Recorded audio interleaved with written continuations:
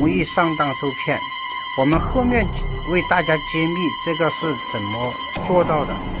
你看一下，他这种牌是因为他认识这个牌，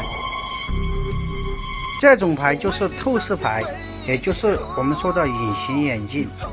看一下，他每一张牌都有记号，作弊的人他就一目了然，清楚的知道哪一张牌他需要，哪张牌不需要。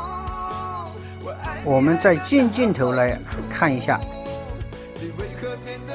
是不是每张牌非常清楚，非常明显？